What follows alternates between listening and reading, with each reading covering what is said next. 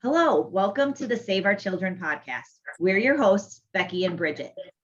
On today's episode, we're speaking to Yami Pence, a child safety educator. For 7 years, Yami worked in law enforcement, with the last 3 of those years as a crime against children detective. She has seen some horrific things, and after becoming a mom herself, she felt called by God to start educating parents and adults to keep kids safe. We are so excited to talk to Yami and learn about what we can do to keep our kids safe. Thank you so much for joining us today. Can you please walk us through some of your background? How did you even end up on this journey to help save the kids? Oh, well, thank you for having me. I'm so excited to talk about it. It's a blessing. Well, it's honestly started back when I was a kid, and I witnessed abuse in my family with someone very close to me. We were left at a babysitter's and, we were trusted with a lot of people a lot of times. And unfortunately, abuse occurred. Started with grooming, and then it ended with me walking in on the abuse and interrupting it while we were being cared for with this family. So that set me on a path at that young age. I believe I was like 9 or 10.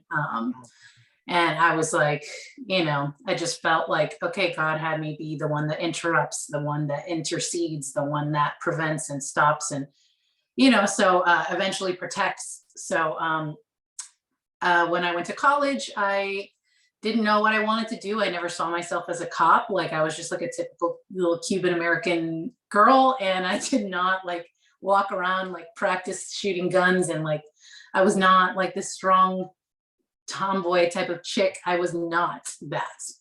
But when I went to UF, the University of Florida, go Gators, I had to choose. And, I was like, what do I want to do? I loved acting, 2 things. I loved acting, improv, comedy, and I was just a very into drama type of kid, like super nerdy like that. And then I really wanted to do acting as my major, but I was like, I don't know, just for some reason, it just doesn't seem like the right thing. So the other option was criminology. I was like interested in going to the FBI and like helping children. I wanted to do that, help children always. And so that's what set me on the path. I chose criminology. Then I had to do an internship. So I chose a child advocacy center where all those memories of what happened came back, because it was specifically children being sexually abused. Like it was very common for that to be the victim that came in. And I had to sit once with a mom, and it was actually her ex, the child's father, that had been doing it. And she just broke down in front of me, and I was like, oh no, like I can't just be an advocate. I have to put these bad guys in jail. So that's when I realized, like, oh my gosh, like I have to be a cop. Like I have to be a street cop to be a special victims detective. Like that's what I have to do. I guess I have to do that. And the funny thing is that I was with my husband at the time already. We've been together since we're 14 years old. And he was always wanting to be a cop. He was in the Police Explorers, and he was like that kind of a kid, never got in trouble, kept me out of trouble.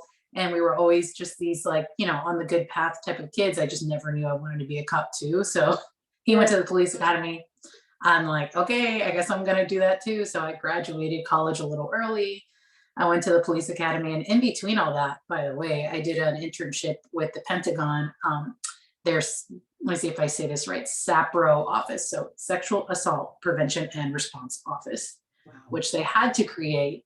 I don't know if you've ever done a podcast on sexual assault in the military, but it's very common. And there's a whole movie called The Invisible War. And so they had a big outlash after that movie came out, which was around the year 2012. And so that's when I did the internship. And they were kind of like creating prevention and education pods in each sector of the military. And so I was helping with that while I was an intern there, just for like almost 3 months in Washington, D.C. And then I came back home, and I decided that I missed my then boyfriend, now husband, too much. And I love him too much. So I was like, well, I'm never leaving again. So I came back to South Florida, went to the police academy, became a cop by like the skin of my teeth, man. Like I was just not good with guns. I had to really do a lot of extra training and a lot of extra effort to become a good marksman, because that's not just something that happens overnight. And then also I had to like get really buff and like be able to pass the obstacle courses, and then I became a cop, and I flourished when it came to special victim crimes, crimes against children, things like that. I went above and beyond to try and become a detective, and then I did, and that's where I'm at now. And well, before I quit, then in after I had my children, I, everything changed. You guys know, you guys are moms, so you know that you literally are reborn when they're born, and you're like a different person completely. All these different places neurologically in your brain are activated and deactivated, and like you just change. So I was like, I don't want to go back over there. Like, I'm over there protecting children, and now I have to leave my son, and like, God forbid something happens to him. Thank God at the time I had my mom taking care of him. So it was just me, my mom, and my husband taking care of my son. So that's why I was able to keep going. But had I had to put that child in daycare, I probably would have quit. And then over time, I realized it still needed to happen. I still needed to quit. But in police culture, you don't quit. Like, you don't do that because you have a pension. Like, you did all this for nothing. Like, you're giving away all these things. And, it's everything has a culture, and police culture is very much about like position and clout and having your money and having authority and, leveling up in position and the chain of command and stuff. And people tend to forget about why they started. And, when I realized like the stuff that I was seeing in my position was really getting to me. And then that was the only reason I wanted to even do it, was to protect and help children. If I can't do that anymore, then why am I doing this? Is it worth not being there for my children? Right. And I think, God definitely had many reasons to put this in my mind, but eventually I kept pushing it off, and the more it hurt me to push it off. So eventually I bucked up and quit to the shock of many people. And then a few months later, my mom passed, not even actually, like a month and a half later, my mom died suddenly. And not to get into COVID, but she did catch the virus. She was getting better, and they gave her some medicine that I believe killed her. So that's a whole nother topic we won't go into. Sorry. I am so Thank sorry. you. Thank you. Yeah, that's, the Lord has done a lot of healing in that too. And a lot of, I've had to accept a lot of things, but I was really, my eyes were awakened and open to a lot. I had already been awakened, but now it's even more so. But yeah, that happened. And that kind of like, she had seen me and started supporting me start my little child safety education page. I was just getting the ball rolling. And then that happened. I was like, well, cancel everything. I don't want to do anything ever again. And I was just kind of surviving for a long time. That was in August 2021.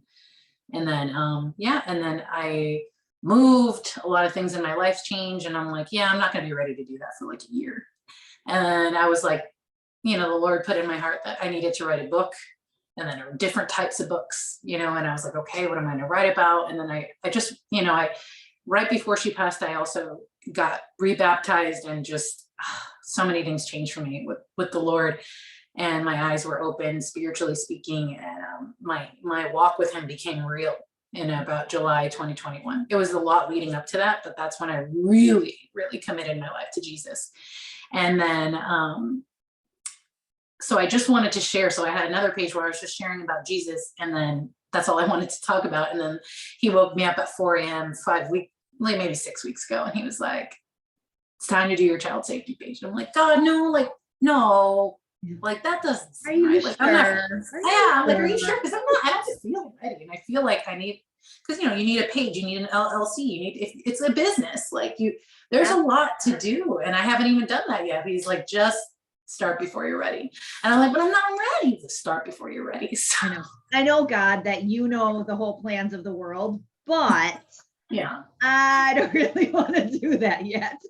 Yeah, I was like, that is a whole nother thing. I was doing all this, and he's like, nope, we need to do that. I'm like, okay. And so I did. Like when we asked, like, which path do you want us on and how to help, how can we get more involved? And then next thing you know, it was like, okay, you're starting a podcast. And we're like, what? We're not ready for that. And it's like, well, you guys are over here asking for content as parents, and no one, and have all these questions, and no one's doing it. So why not you? And yeah. from there, it then led us to our LLC and going down that whole journey. But it's so true, because there's so much getting put on our lap, and we're like, okay, we knew that we wanted to help, we knew we wanted to do this and get involved here, but then so much just got dumped on our plate, and we're like, can you at least let us catch up, please? Yeah, and with two people, it's one person or two people, it's not easy. And people are pressuring me. Like, I have digital marketing friends that like want to help me, but like I'm barely hanging on with my kids. Like, I can't like do it all at once, but I know the Lord's timing will be good. But yeah, I still need to do all those things. Like, I have a little website, but all it does is take you to my TikTok or my Instagram. That's it. It doesn't, it's just there to hold the domain name. Yeah, it's a lot. And, but I know he's using it. I've gotten messages of people that I don't know, and people that I do know already that have seen something that triggered them to recognize grooming patterns, or recognize that they need to check their kid's phone, and they find something, and right there, abuse is prevented. And let me tell you, spiritual warfare is nuts. The day that I started, I was starting to get attacked, and I don't want to glorify Satan and his shenanigans. Nope. Because Jesus wins, and I'm doing great. But yeah, how did I know it was the right decision? You know that you're doing something that God wants you to do when the enemy tries to attack you. So, Amen. So that's just going to push me to keep going. Yeah, they gave me chills with you saying that, because when we first entered into this, and people don't realize and I'm glad you brought it up, is the spiritual attacks, especially when you are speaking out against the satanic culture and you are exposing it, but then you're combating it by saying, okay, here's what's in plain sight, but this is how you can, what the red flags are, and educate not only ourselves, but our children and the community around us. So when we got first hit with spiritual attacks, we didn't know what it was to the extent, especially when we started sharing satanic ritual abuse stories. And that's something that I often struggle with, and energetically and everything. It takes a lot for us to do those episodes. So we didn't know what it was. And it took us a minute to learn how to pray against some of those harder spiritual attacks. Yeah.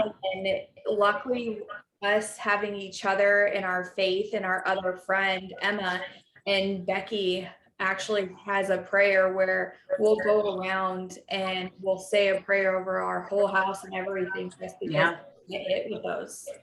Yeah, you can anoint your whole house with oil.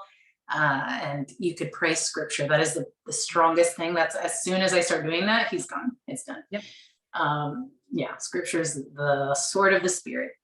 Mm-hmm.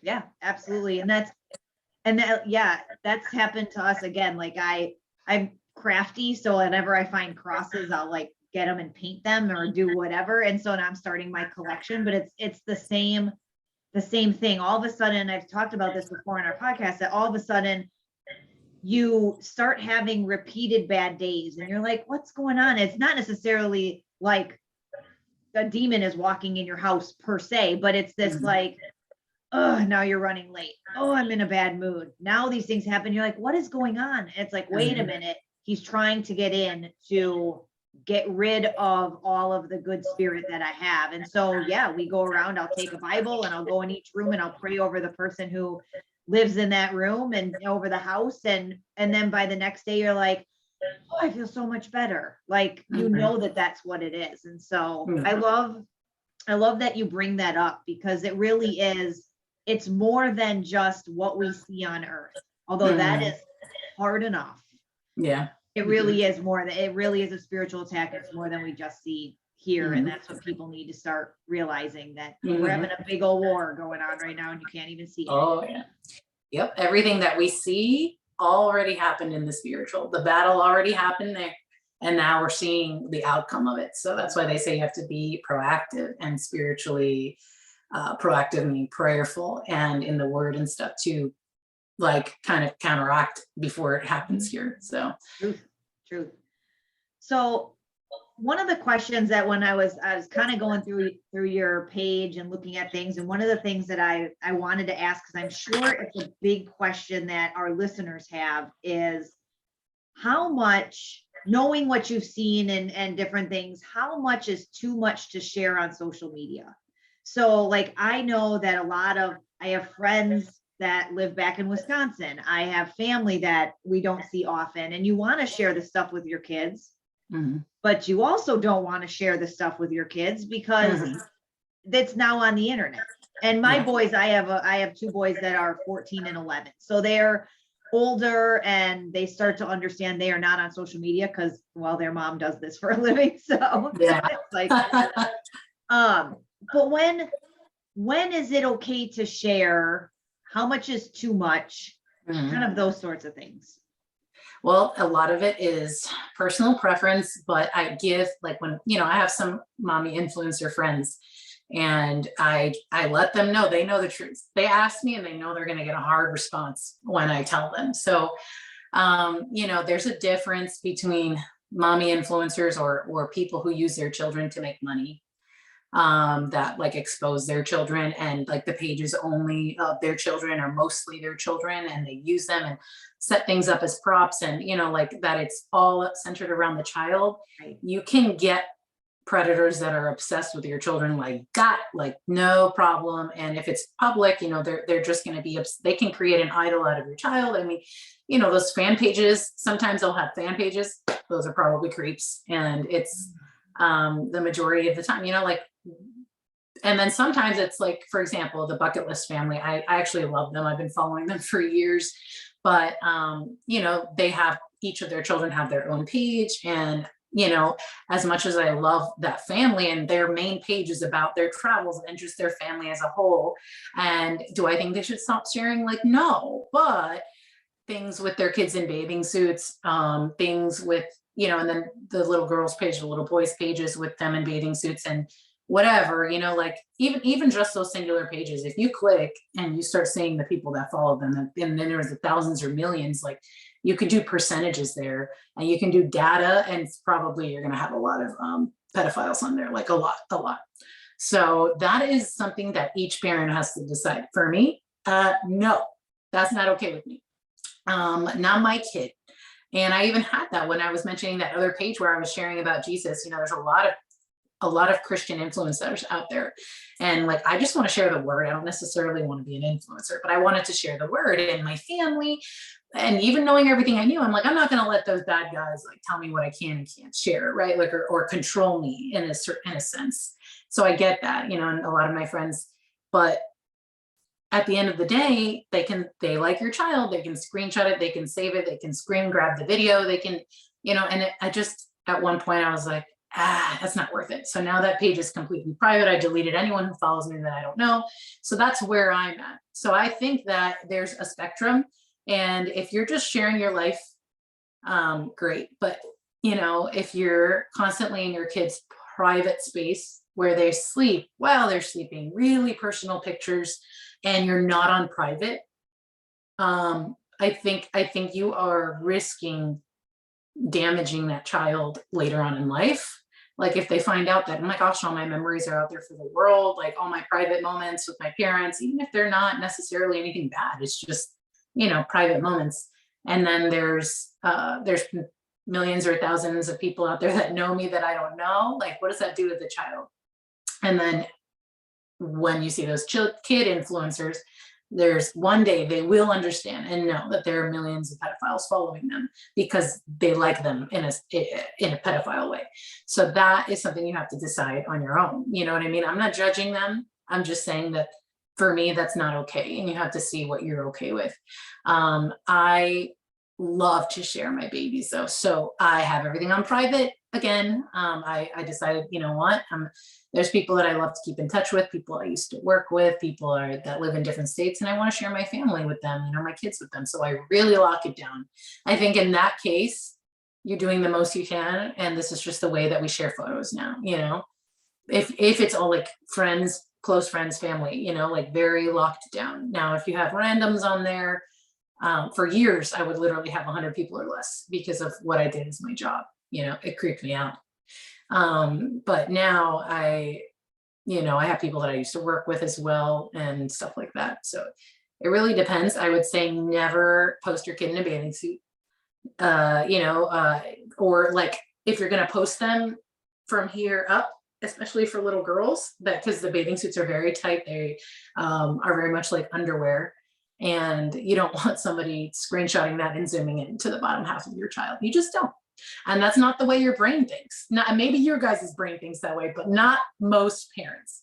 Most people don't have these devilish demonic thoughts. So, and you'd never think that way. But then when I started my job, I would go to an offender's home, grab their device, have the search warrant to do all that, get in their devices and see normal pictures of kids, and it's just zoomed up into their genitals. And then they could put a different photo on top, and they could just do all these things. And you just have to ask yourself, like, is that what I want for my kid? And if it's not, then don't share a photo of them in their bathing suit when your page is not on private, if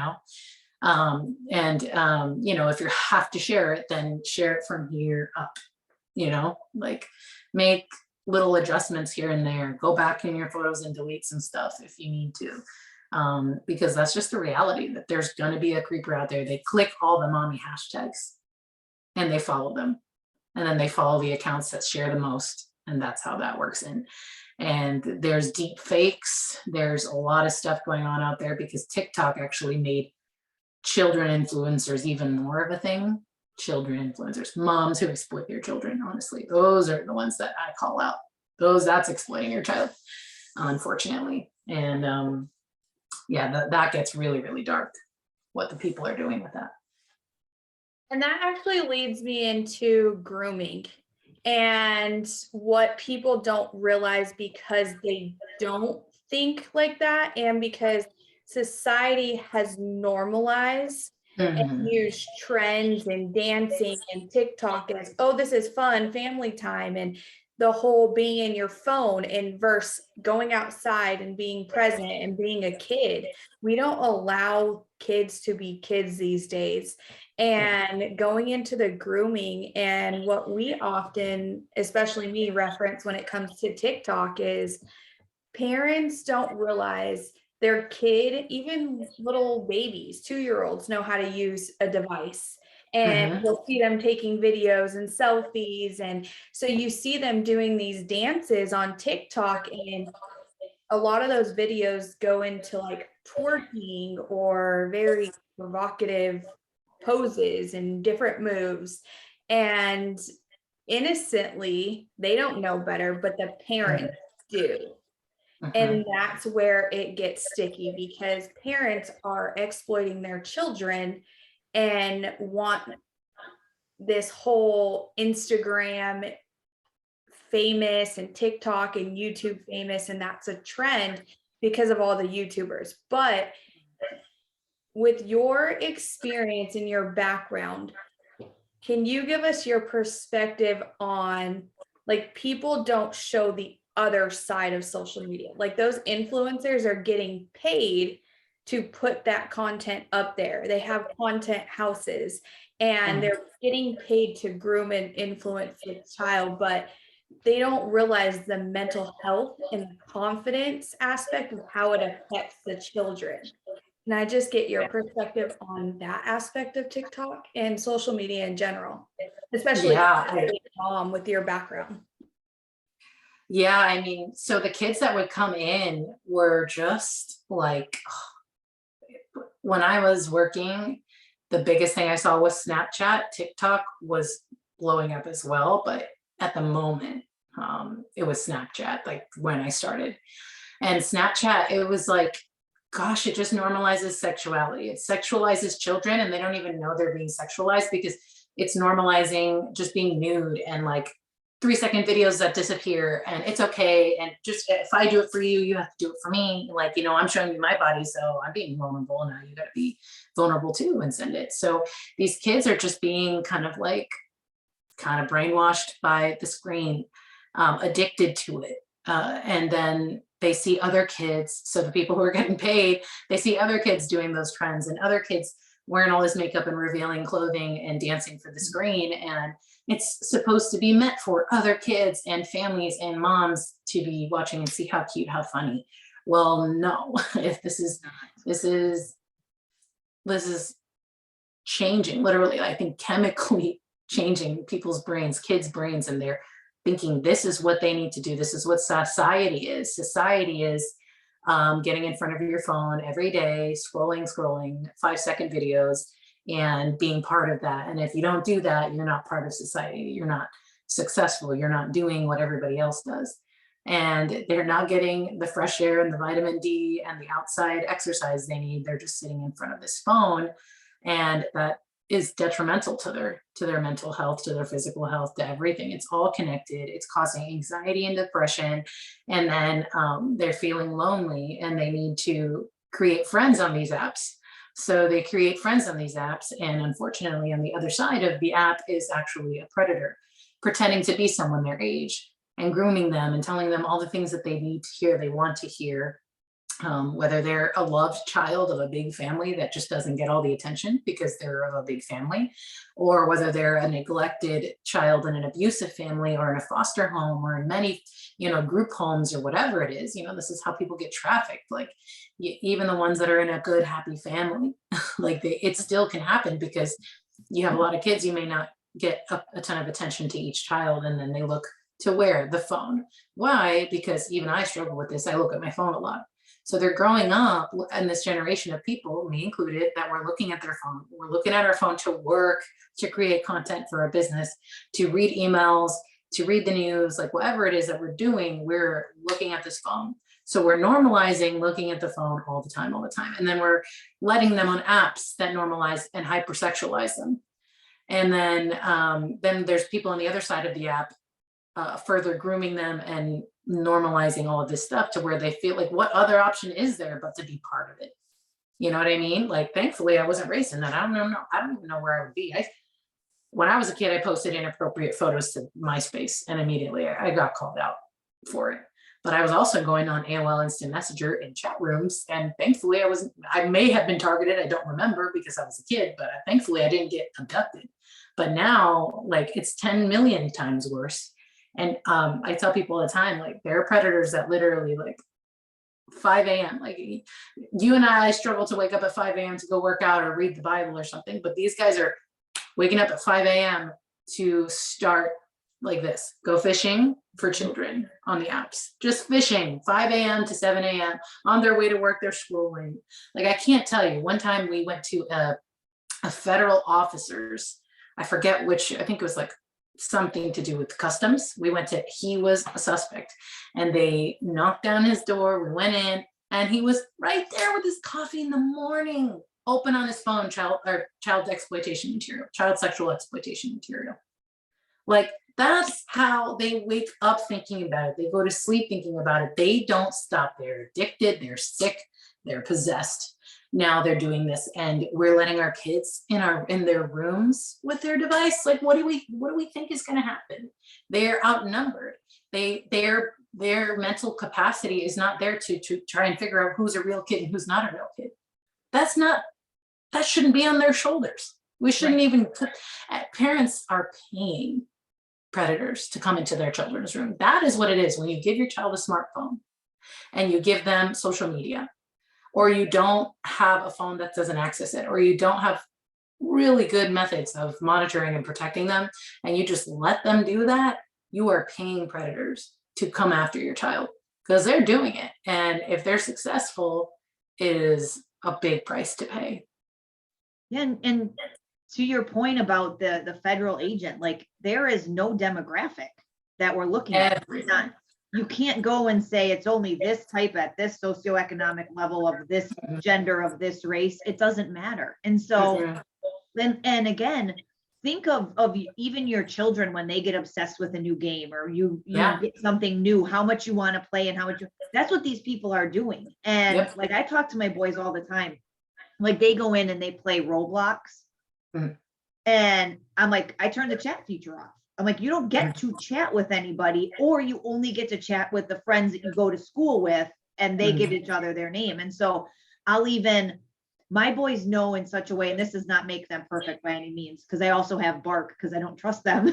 I do all of that. But it really is, they'll be like, can I just message this person to tell them to go look at something in this place? And so I don't care about that. but thank you for asking me. Thank you for understanding why it's important to not do that, because it's very easy to be like, oh, you're really cool. I want to play with you all the time. You're really good at this game. And all they have to do is give those compliments. And it doesn't take a lot to get a kid to be like, oh, this person really likes me. That's okay. They're just another 11-year-old boy in this city. No, you're a 42-year-old man sitting and waiting for you to now move yourself out of Roblox and into something private. Yeah. Speaking on Roblox, there's someone, Life According to Lisa. Have you heard her story? She's on Instagram. It's a Roblox story. I don't know that I have. So her daughter, it's so sad, she was all up in the phone. They weren't as tech savvy, so they didn't have it all done right. But like they could get around the chat feature in Roblox. There's different rooms. There's in different games within Roblox that you could chat or not chat.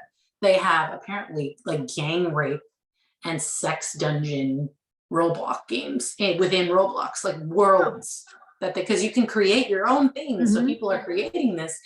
And anyway, so that's the thing. They can get around the chat room. So there is a level of trust you have to build, but also her daughter was 13 and she was being conned and manipulated by one predator.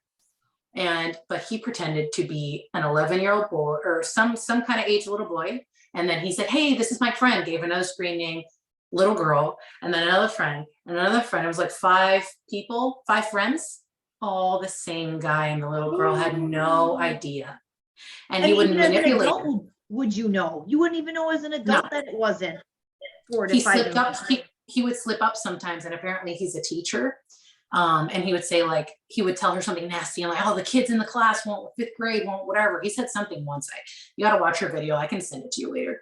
But it's crazy what they did to her. And I'm surprised that she wasn't further, like, more so abused. But he did try to get her to send child sexual material, but apparently she didn't do it, which is amazing. But that's what they do. So they create, and this is not the first time I've seen it. I've had my own case where I worked with a coworker on the same exact thing, but it started in Google Chats, I think, which is crazy. You'd never think Google Chats, but that's a big one.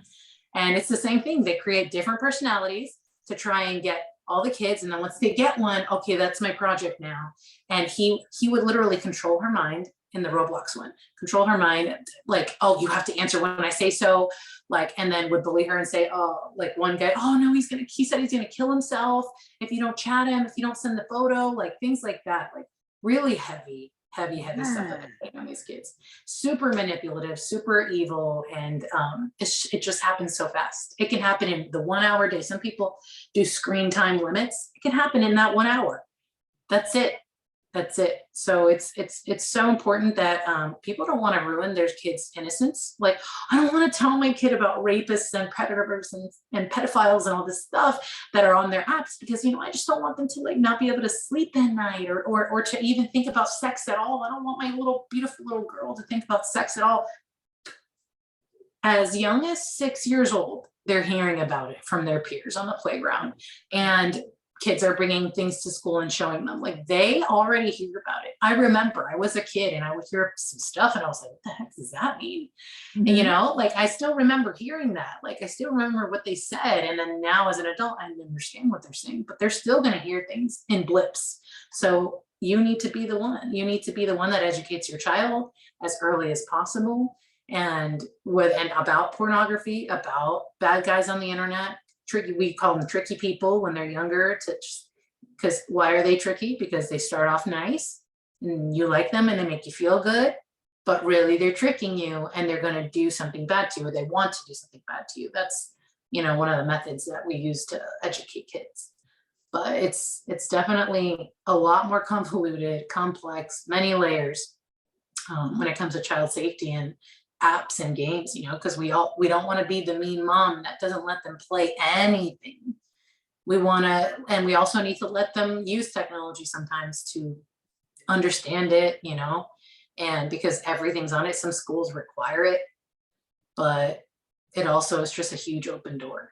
So Absolutely. And even with the schools having it, one thing that we often even talk about is the online safety and getting involved at school and asking what is their online safety and those protocols. And I know for me, we actually went through this whole thing with my daughter, knowing that we have a podcast. She knows what we talk about. She knows what we do.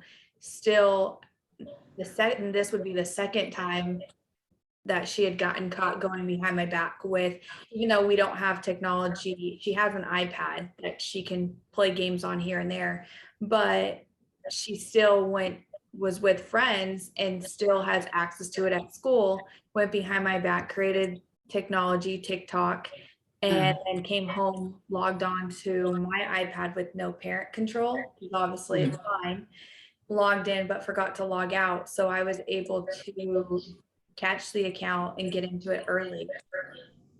Yep. I'm echoing,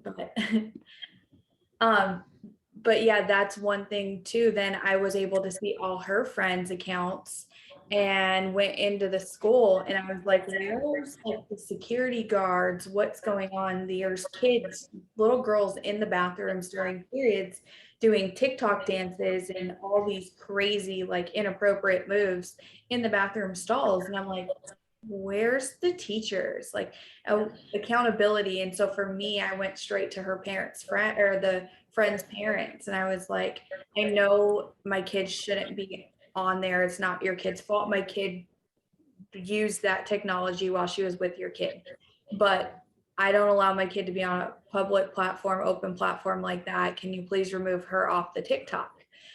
And so she got mad at me because she's like, why would you do that? That's embarrassing. Da, da, da. And I'm like, Adrena, I'm hoping that I'm going to use you as an example, and I'm hoping your mistake is somebody else's lesson. And if that takes me saying one thing for your friends' parents to look at their devices and see what's going on within those apps, then if we can save one person, one kid, or educate one more person, then I'm going to do that. I'm not just going to sit by and watch. And so then the first time she had gotten caught, we also turned to that YouTube video where the mom went undercover and she pretended as a young girl and literally went and met with a guy, and they set him up. And it showed how quick it happens. And so parents, like, I was definitely say, we'll share her information and Instagram and everything below, but the education piece and parents being accountable, because I know for us, people often tell us, oh, you overshare, oh, you turn this and like ruin everything for your kids. And it's like, even with TikTok, like my reference is, if you're teaching your kid this young to do these TikTok dances, you're grooming your child and normalizing these dances and thinking that it's okay. By time and what society's pushing, by time they're like 18, they're gonna want the OnlyFans. And then that lead them down the path of then human trafficking, or you don't ever know. Or pornography. Pornography, because you're already doing it now. You normalize, you're basically exploiting your kid and teaching them to dance in front of screens now. So by the time they get older, it wouldn't be any different. You're right. You're so right. And those dances were made with a purpose. Like, if you don't think everything that originates from somewhere is for a reason, like they know they started with adults doing the dances, but it doesn't attract typical adults. Like a typical adult that works a 9 to 5 and busts their behind doesn't get home and say, I want to learn a fun TikTok dance. Like, some do it and they'll do it on Instagram because they want to sell their business and stuff. And I get it. I do. And I'm not judging anybody. But what I'm saying is, they're made to attract children, but they'll include the lustful, temptation, seductress moves in there in order for the kids to basically create soft porn for them. A legal child sexual abuse material, because they're dressed and many times they're dressed very revealing, but they're dressed, so it's allowed. And so basically it just creates legal child pornography. It's crazy. Well, and it's sad because, again, a lot of it, and we've talked about this on other episodes, a lot of the time it's the parents wanting that the thumbs up, wanting the likes, wanting the shares, like, oh my gosh, your daughter's so beautiful, or what a fun mom you are doing this with your son, or whatever. And that's the almost, I don't want to say it, that's the part of society we have to fix, but that's part of what we have to fix here too, is moms and dads, you need to stop getting all of your good feelings from people who like a video that you posted. Yes. Like that's ridiculous, because now, oh my gosh, everyone loves when I post my 4-year-old son doing XYZ. Well, but you just posted your 4-year-old son, and it could be, like you said, it could be absolutely nothing. It could have been them kicking a soccer ball, but now you have that child at 4 repeatedly being posted, and it gets out there, and people start to use it, and people start to obsess over it, and you just don't know who is seeing it. Right. You just don't know. And if that's part of your income, that's where people can't do the disconnect. Like, well, I make my money this way, and all I am is sharing my beautiful child. Like, you know, I shouldn't have to not be able to do that. Like, I should be able to do that without worrying about the bad people out there. There's always going to be bad people. And then they want to like be like, well, we don't not go to the playground. You know, we go to the playground, even though there's could be bad guys at the playground. We just watch our kids and we protect them. And I'm like, not the same. There's maybe like 1 or 2 bad guys at each playground, because pedophiles do like playgrounds, but we are right there with our kids, and there's maybe 1 or 2, and they only have so much access before we are punching them in the face if they try to do something. Right. But there are millions and millions of predators on apps, and to me, it's not worth it. To others, it may be worth that exposure, but to me, it is not. And I think it was great that it's okay. I just think it was great that Bridget did that with her child. A lot of parents don't want to be the one. They'll just like lock down the account and like, you know, done. I'm not going to say anything to anybody else, because that's their decision not to watch their kid's account. But no, like, we are all responsible for the children in society. And even if our own kid hates us for it, one day your daughter will understand. And one day she'll see, wow, she probably saved multiple little girls from being exploited. Who knows? Like, and sometimes these parents don't know how to check the messages. They just see like, oh, did she really post that? Delete that whole thing. But who knows how many of those little girls were already being targeted by a pedophile in their messages, pretending to be another little kid. But, you know, Bridget just shut that down. Yep. And she took her daughter with it too, like all in one shot. She said, nope. So definitely really great to be brave. She's like the that. worst mom ever if you ask her daughter. Oh yeah. In fact, your sleepover thing was a whole issue and a whole meltdown yesterday. But before I go into that and the whole sleepover thing, I wanted to ask you, what are some signs of child sexual abuse and some red flags? Well, so there's like physical signs and emotional signs, but the emotional signs are much more common, because there could be no physical signs, or there could be. When it comes to the physical signs, children's bodies, it's something we learned in like sexual crimes education when we were becoming detectives. They can bounce back very quickly. So if the offender is raping or molesting them and, you know, using their genitals and, you know, just abusing the child, if they don't have any diseases that show visible marks, kids' bodies can bounce back from like being from having any physical trauma, you know?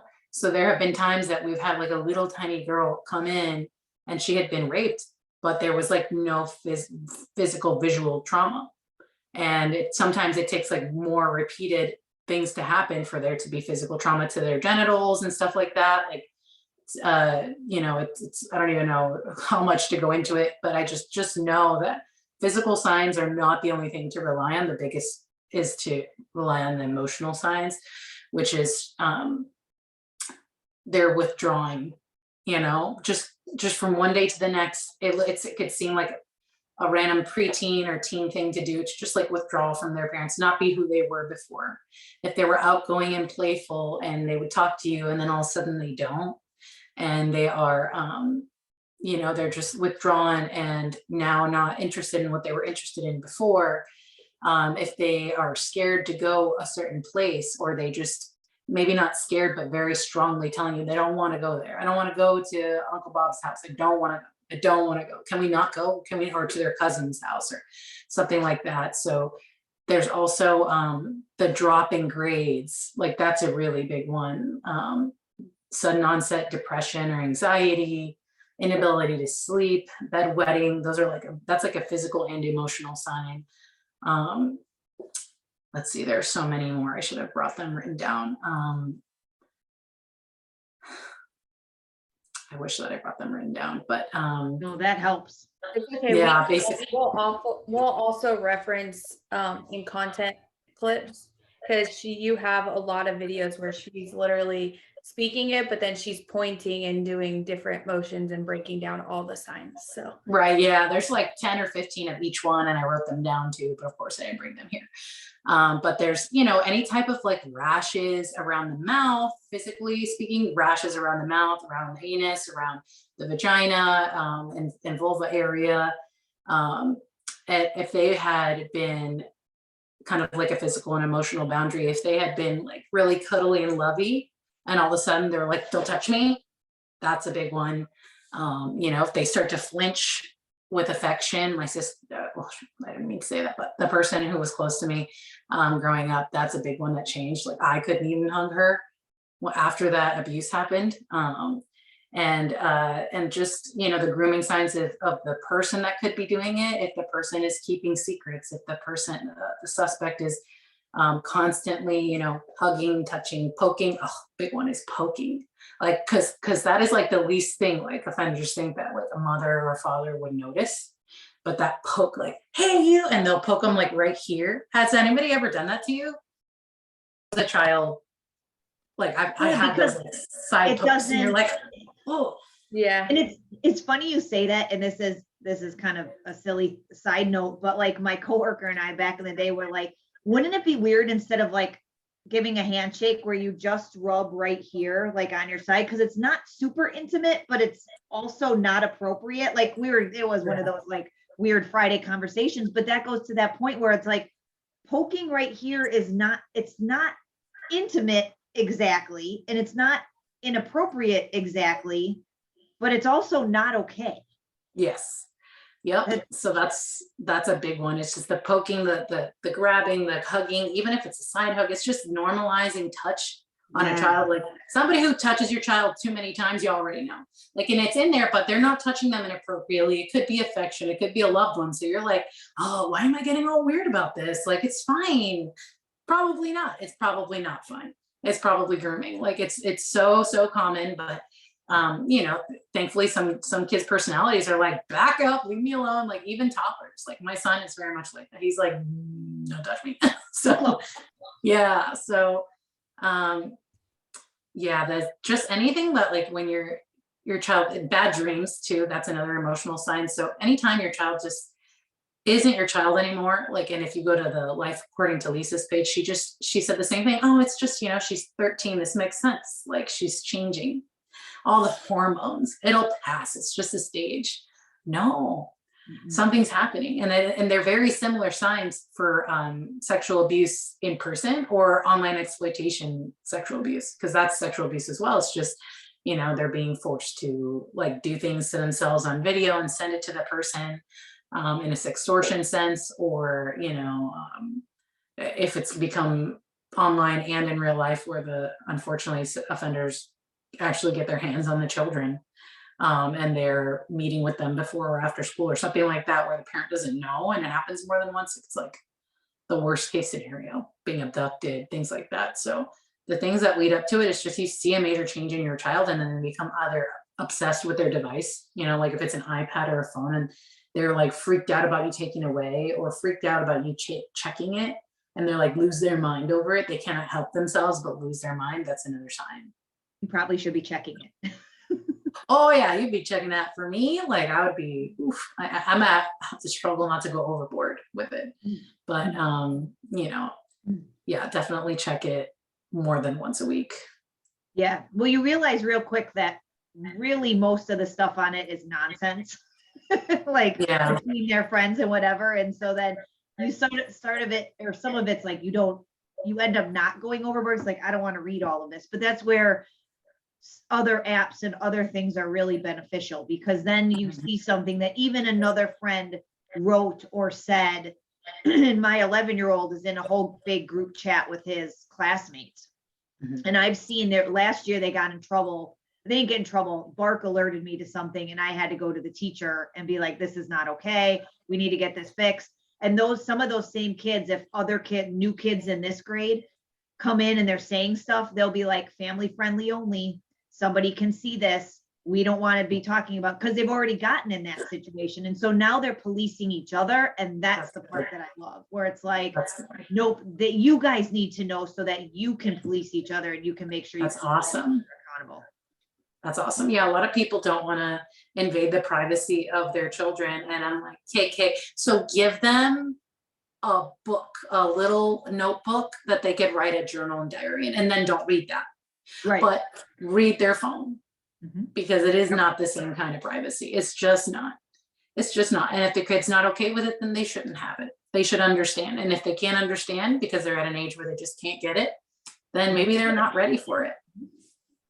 Totally. Absolutely. And make sure to teach your kids the other side of social media, and as much as you don't want to ruin their innocence, if you're not having these conversations with them, somebody else is grooming them and going to have a conversation and shape that conversation completely different than you would want to have with your child. And personally, like, I loved how you just said the whole going through teenage stage. Oh, it's just that they're just in that stage. It's hormones, this and that. Like, I'm literally in that stage right now with my child, and being a single mom and playing both roles, it is hard. And so it got to the point where her grades were falling, and I'm like, why all of a sudden are your grades changing, your attitude?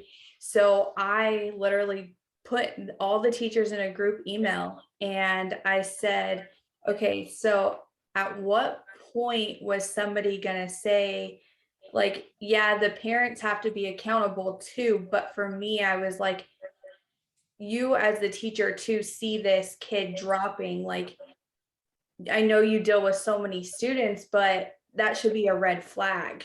And so it literally got to a point where, had I not been checking my kids' grades and not staying on it and not present with my kid, it took me to go into having a whole conversation with the not only the counselor of the school, but the her little, what the heck is it called? Like, they have 3 different advisory people on their advisory board for the school. And so I spoke with him, and one whole thing was when she popped off and just thinks that she could be disrespectful. I was like, whoa, like, you're not going to talk to me like that. And so it came into the whole, like, it got to a point where she was like trying to swing on me. And so I like would pop her mouth. I popped her mouth once. And so she's like, to her, that's child abuse. And I'm like, Adrena, you're not gonna act like that. So we ended up it got to a point where I brought everyone together and I said, use my kid as an example. And I don't care if she has to pick up trash. I don't care what she has to do, but if she's being disrespectful or disrupting class, like, the teacher shouldn't be afraid to, like, put a discipline in their classroom and send them to the office, send them to the principal. But the conversation we came to with even the teachers is that so many parents don't allow their kids to be disciplined or reprimanded in class for being disrespectful. So the teachers just don't do anything. The kids run the classrooms, which is mind-blowing to me. And so I said, no, we're going to use my kid as an example. So it came to the point where we're sitting with her counselors, and we did like a whole plan of action. And I walked in and I was like, oh, this is the perfect thing. He was an ex-detective he worked with human trafficking and narcotics. And then he worked in the Marines. He had this huge background. So I'm walking in, I see all these awards, and I'm like, oh, thank goodness. And so parents like to know that it's okay to talk to the police officers in your community. And so many people see, like, yes, we even share on our podcast that police are involved in human trafficking in some, but not all. There's good and bad in everything. So you just have to use discernment, but be okay with not knowing it all and asking the questions, because it took literally me bringing everyone together and having that conversation, even with him and his background as being in law enforcement and all the detective work, to break it down to her saying, that's not child abuse. This is the law. And granted, that's not okay, but do know that this is a difference between child abuse and this is a difference between discipline and accountability. So we went through this whole discussion, and he ended up giving her a lecture with me in there. And I was like, everything I told you, he reiterated it. And so then he went into the whole, how you and even your environment, and even for adults, you're a product of your environment, and just knowing that those red flags and the different signs of your child, like, it's important because it changes and happens so quick. So even just knowing, like, no, even emotions, or it's not just a teen thing, like figuring out and getting to the root of the problem. And it's okay to ask for help.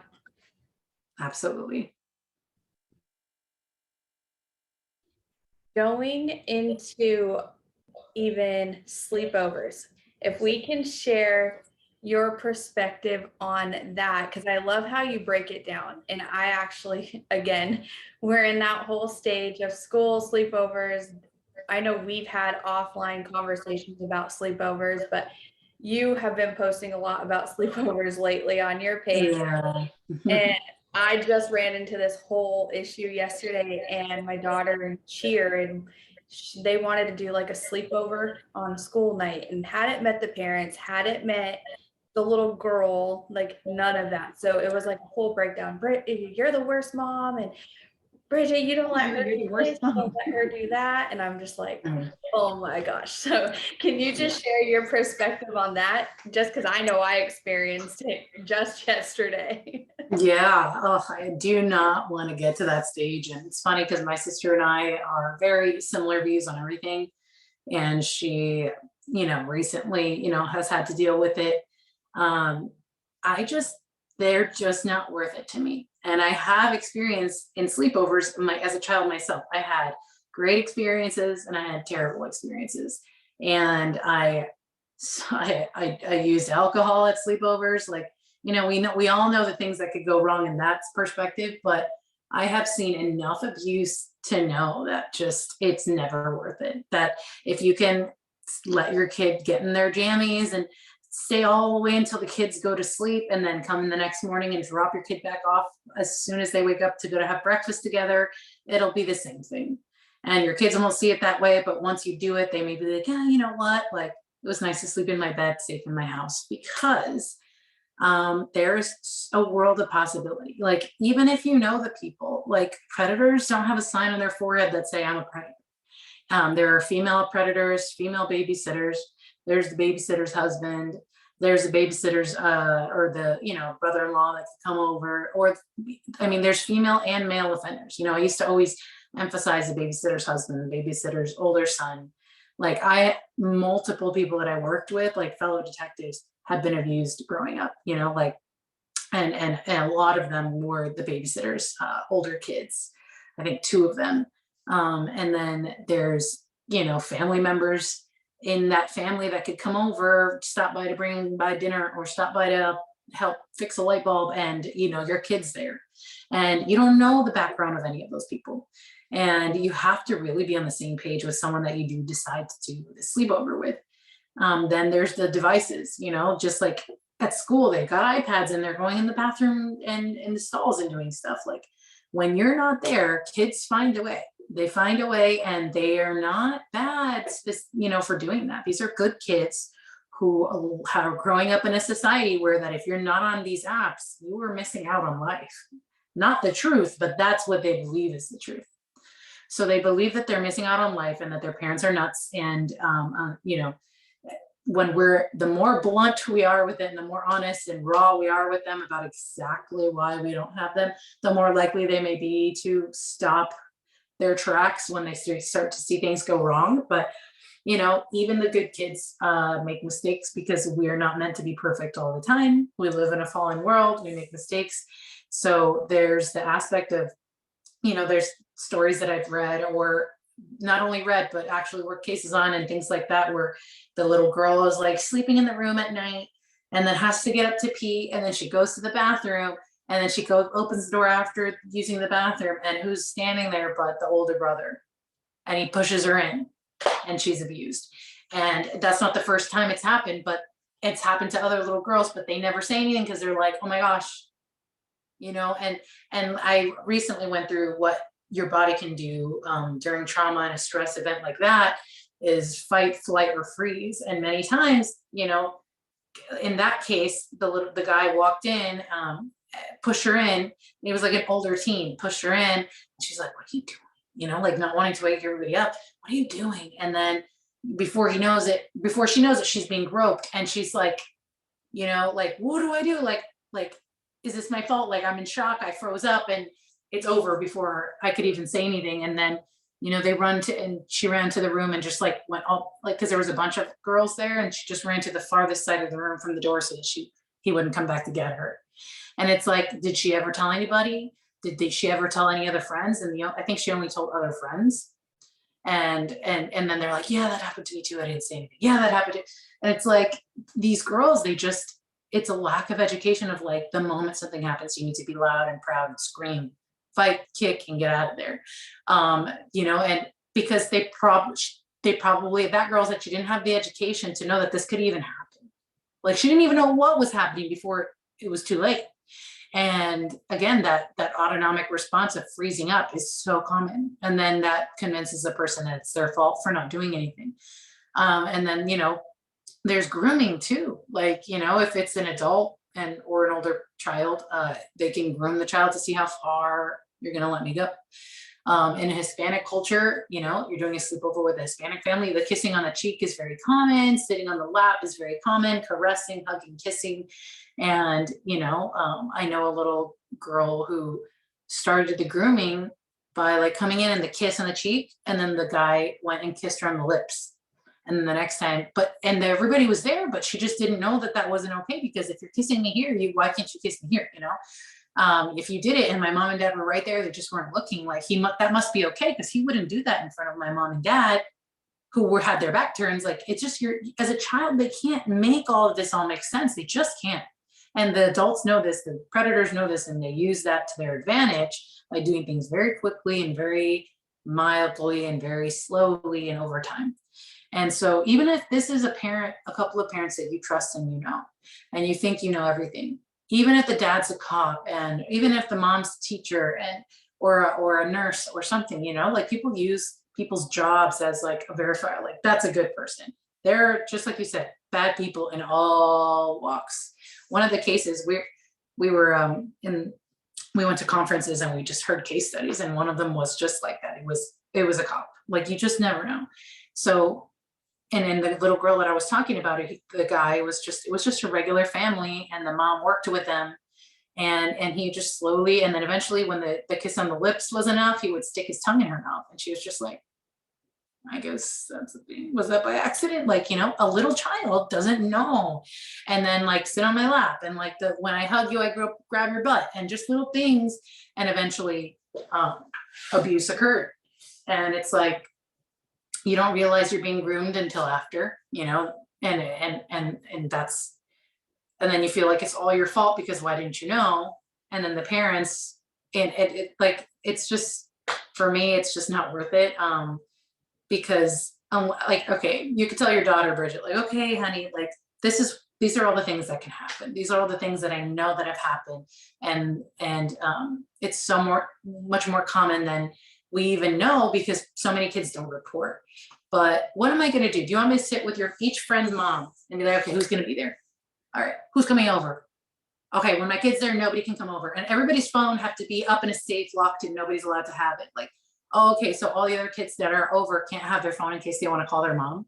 Like, it just doesn't make sense. There is no scenario that comes, that's what I'm trying to say, is there's no perfect scenario that like, I'm gonna sit with the mom and make sure that all the rules are up to par that I have so that you aren't exposed to things. Like, it just, can you imagine somebody coming to you like, hey, like my kid's gonna sleep over, and so your kid can't have her phone, my kid can't have her phone, but she needs to be able to contact me at all times at the same time. You know what I mean? Like, you really have to be like BFFs forever, Yeah. or it has to be a family member, like basically to be on the same page. And that's how I am with my sister. Like, even things that they're watching. Do you have like your on-demand movie system? Because kids can just click porn at 2 a.m. when you're fast asleep. They can just click porn. The exposure to porn. When I was posting those stories, one girl messaged me. She's like, I'll never forget it. I had never received any information on what sex was. And then I walked into the room and the girls had put on porn and somebody was doing oral sex, and I had never seen a man in that way. And I was so disturbed and distraught by it. It like took my innocence. Like, if you don't tell your kids about all of these things, something like that is going to take your child's innocence. You know what I mean? Like, it's going to open their mind. And then that's when pornography addiction can set in. Like, whether you believe in the spiritual or not, that is like that sexual immorality stuff. It sets into the child, and their brain is just like obsessing over it because like, what did I just see that I've never seen before? Like, what is this? And that's when they get curious enough to search it. And it's out of pure curiosity, not that this is like anything wrong with the kid. They're just curious. They want to know more. They're not going to ask their parents because all they're going to do is get in trouble and never be able to go to that friend's house again. So they're not going to ask their parents about what they just saw. Like, they're just going to start looking at it on their own. And then that's when you see children become obsessed when addicted to pornography, and it leads into their life and affects their whole life as adults because of years of obsession and addiction to it. So there's just so much. And then of course there's drugs, there's cyberbullying, there's comparison that can happen. There's lots of TikTok videos that go on. So yeah, that's why I don't do them. I've seen the outcome be very bad too many times. And, thankfully my sister and I, like, she's on board with every single thing that I say, down to the devices. I can even ask her, like, if I don't want my 3-year-old now to watch something that is just a little too scary for him, even if it's a cartoon, like, hey, that's too intense for him, please, if you don't mind, can we not? And she'll go with it because she has that respect for me and I have that respect for her. But a lot of people would not take that. Like, a lot of adults would be like, listen, like, the way it is at my house is the way it is. Or if they think that you're an overbearing mother, they'll be like, absolutely, absolutely, I'll do whatever you say. And then behind your back, they're like, okay, don't tell Bridget. Yeah, don't tell your mom. Don't tell your mom, but we're going to do this because I'm cool. And of course, they're not going to tell you because they think that was the coolest mom ever that just let me on TikTok for 10 hours. And that's even worse because now you've allowed that secrecy and all that stuff to come in. Right. And I mean, one of these cases was a cheer event. It was a cheer volunteer coach, female cheer volunteer coach, recently here in Florida, around the corner from me. And she started grooming the child on Instagram, and either became physical or was trying to become physical with a female child. Like, it was a female cheerleading coach and a female child. And she was like trying to get her to do like child sexual abuse material. She was trying to get them to actually have sex. I don't remember if they actually went through with it, but eventually she told her mom, and then the police got into it and they grabbed her. But that's what's going on. That's where we are in society. The devil is busy. So we can't know that men or women are safe for our children to sleep over. It's just not that anymore. We're not at that place anymore. So like, because now I'm panicking. But so my son's supposed to go to science camp in 2 weeks. Mm-hmm. He goes up with all of his class, a bunch of the 6th graders. They're all going. Of course, I am not chaperoning, not because they picked them before I could go. And at first I was like, well, I don't really care if you go or don't go. Like, I'll save my money. Doesn't matter. Well, now he wants to go because of course all his friends are going.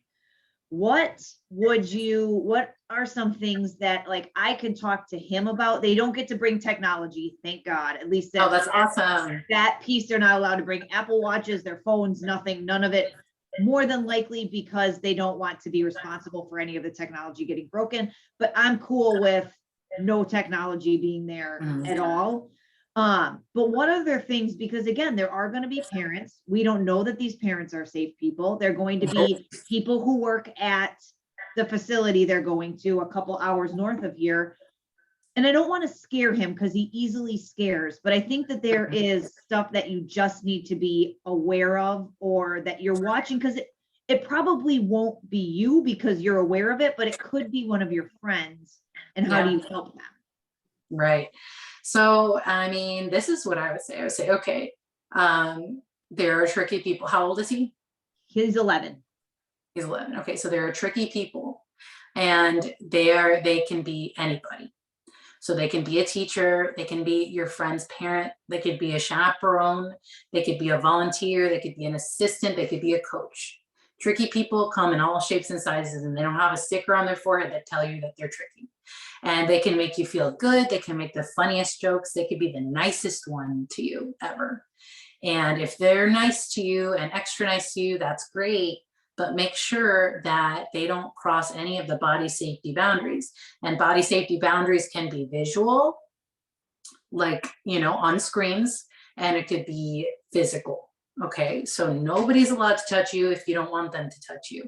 No, if you don't want somebody to touch your knee, if you don't want somebody to touch your shoulder or your foot, then you tell them, don't touch me.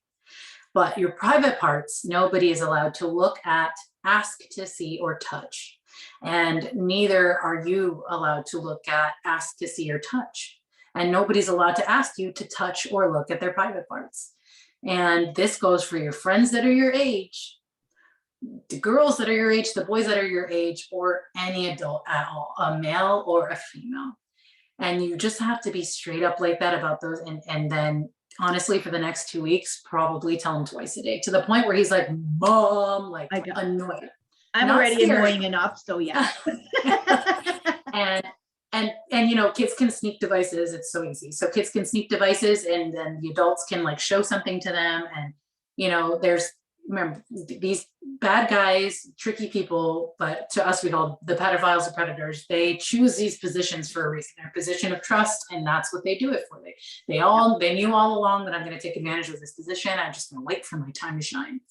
So, and then, when you're changing, your private parts are private, change in the bathroom. Don't tell anybody why. Even if they're bullying you, okay, they might say, oh, what's the big deal if you change in front of me? Change in the bathroom, okay? Seek privacy. Don't change in front of the adults, don't change in front of the kids. Just to kind of like avoid a situation of a group of kids changing and doing anything. Yep. Where you're sleeping, make sure you're sleeping alone and no one's next to you, no one's touching you, like, you know what I mean? Because if they have bunks, that's great. But just to kind of get his little mind working on scenarios that he could never imagine in case they do happen. So lots of body safety talk, lots of screen talk. Like if somebody secretly brings a screen and anybody's private parts are on there, whether it's a movie or a photo, look away and tell somebody that you trust. And we have to break this thing where the kids don't want to get their friends in trouble. They want to be accepted. They want to be liked and loved, and have people that they, that are just their best friends. So that's the hard part, is even if your best friend does something and you need to keep yourself safe and your friends safe, you need to tell somebody. And then even if you want to be anonymous, okay, so private, they don't know it was you that said something, you can do that too. Just try and get away from it. Say, oh, I gotta go to the bathroom. Give them an out. Have that code word with your son that he could say, oh, hey, can you call my mom and just tell her whatever, maybe a sentence like that. Oh, I forgot my red shirt in the dryer and to please make sure not to shrink it. Can you please call my mom and tell, something that if they don't want that person who's going to call you to know, or if they don't want people listening to know, have a code word or phrase. Since he's older, he could probably remember a phrase that you can be like, I need to go drive 2 hours and pick him up right now. Yeah. Yeah. Like give him an out, a way to get out that nobody has to know. And then once you get there, you can see, okay, do I need to do something right now about this? Or can I just take him home and deal with it later? Yeah. Gosh, I could go on that forever, but that's like any sleepover, any situation where your kid's not going to be where you're at. You can prepare them on a smaller level or go in depth. But yeah, sleepaway camps would freak me out too. And, but when they're in sports and they're in, dance, cheer, things like that, those are very common. I would be one of the moms that like demands to be there.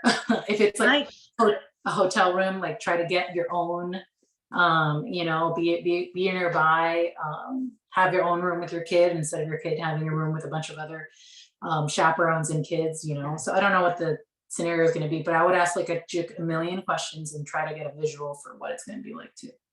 Yeah, and it seems like it's on the up and up. Like I've heard really good stories. The same place they always go, and the kids have their own area, and they all have private showering areas, and they all have, like, I've heard good things about it, but I still am like, well, we just need to be aware, and we need to be whatever. But I'm the same mom. Like my son, my 14-year-old doesn't get to go into drum lessons alone. Like there is no way in hell I am leaving you with an older man in a small room by yourself. Like no. That's exactly where they do it. And people are so used to like, oh, this is my time to go like grocery shopping without my kid. Like, all right, see you later, kid. And that's where it happens. Piano teachers, all the time. It just is, you just can't leave your kid alone with a random adult. What is the importance, especially with coming from the field that you were in, the importance of even the private parts and using the correct terminology for them?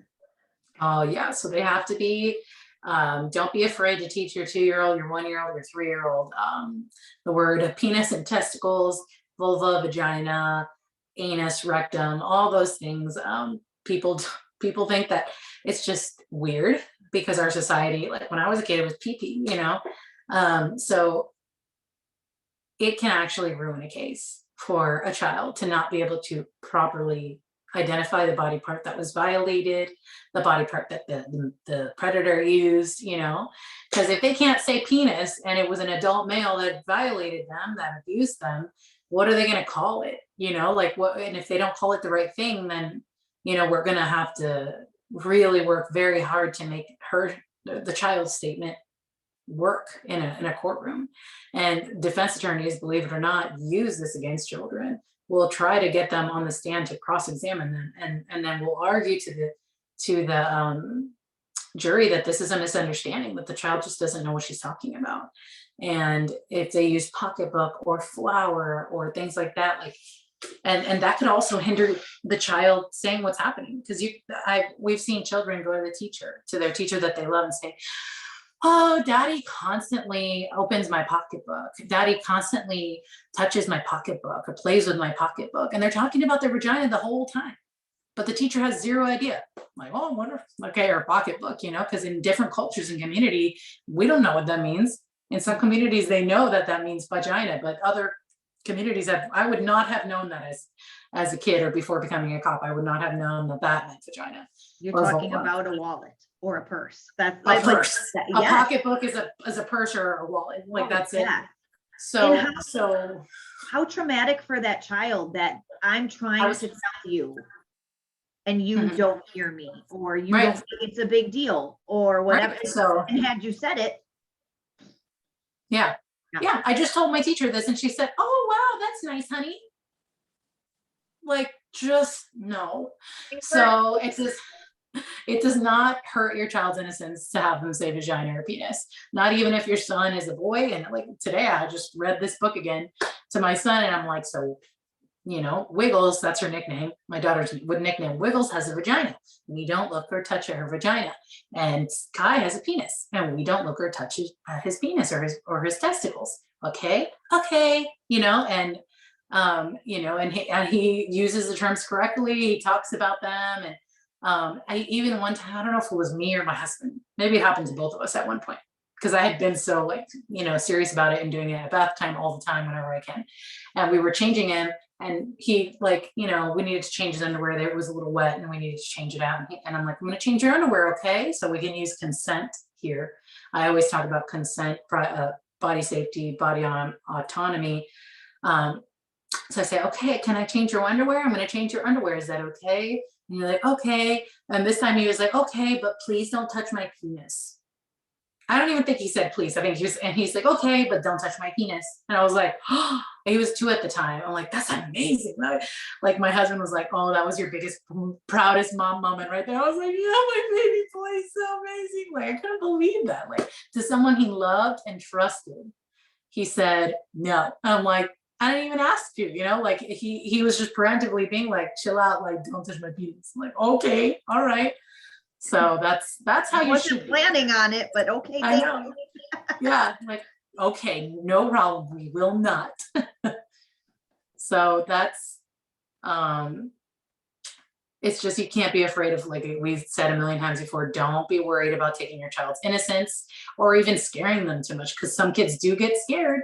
And we just explained, not everybody's bad. Most people are not bad, but there are bad people that pretend to be good people, and that's what we need you to understand. And they will be nice first. They will not come at you crazy, mean, and scary. They will come at you nice first, and you will be confused. It can be confusing. I've even been confused by people to take advantage of me. They will always pretend to be your friend and be nice to you first, but the truth is that they're bad people, and I'm here to keep you safe, so I have to tell you the truth about it. And thank you for sharing that. And going into the next question, and whatever you're comfortable sharing, how has God showed up for you in your darkest season? How has God showed up for me in my darkest season? Yes. Oh my gosh, he's way better to me than I deserve. And he has never left me. Like, even when I left him and I was not paying attention to him, and I was more interested in making a career out of myself and having a nice body and going to the gym and hanging out with my friends on my off time, like I put everything ahead of him, like I thought like praying every now and then and reading my Bible every now and then and just believing that he's there was enough. But now he's my whole world, and I'm like, oh my gosh, how did I ever live that way? But he's always been there. He never let me get seriously hurt or injured on the job when I was up against craziness at times. When I would suffer with trauma, seeing, because of the videos that I had to see, I would see babies, infants being raped by adults. And I had to watch this so that I could describe it to a judge, so that I can explain why this person needs to go to jail. You literally, that's what, if you ever hear of an internet crimes against children detective, we are required to watch these videos, not always in their entirety, but we need to describe the offender, we need to describe the child, and we need to describe what they're wearing and stuff, and what's actually happening, like what is physically happening. And to have to write like those specific things and look at that, it is to your core, destroys you. But he has since completely healed me. Like I used to tell my therapist, I'm ruined. Like I'm ruined. Like I couldn't hear my daughter cry when she was born without being triggered and thinking that someone was raping her or something was happening to her. That is how bad, because hearing children cry and seeing children cry on these videos, like that's what it did to me. It is one of the hardest things I've ever done. And he gave me the strength to do it and to actually put bad people away. And it wasn't just people who looked at this on the internet, but there's also people who was luring kids and making them do this. And then there was also people out there who were doing it too, who were addicted to the content, to the child sexual abuse material, and sending it and looking for kids to make it with. But then also 85% of these guys were abusing hands-on the children, like in their life, like their nephews and things like that. And the last guy I arrested was it was with his nephew so his brother died, and then like after the funeral he started abusing his brother's son at like 11 years old, and it continued until 17, until he sent a child pornography message to another guy, and then Facebook grabbed it and sent it to me. And then I read through 7,000 pages of his nasty messages to find the one. I was just looking for something, because you were always looking for something with these guys. And then you find a picture of a guy, and you can't really tell it's a teenager or not, because he had passed puberty. But then right at the bottom, very low, it's like very tiny, it was like, that's my nephew. And that's how I started going into that case. And that's how these cases started a lot. But in those moments, like you drive home and you like got to go home to your kids, and you're just getting flashes, these images back in your brain, because our brains work that way. But and you're just like, it's traumatizing you over and over. And then I was like, I'm ruined. Like I can't even hear my kid cry. I can't leave my kid alone with anybody. I'm like, I can't function.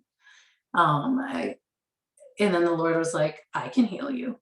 And he did. I didn't even need to do, there's a therapy called EMDR or EDMR, not sure which way. It's EMDR. very effective. It's EMDR. It's very effective, Okay. very good.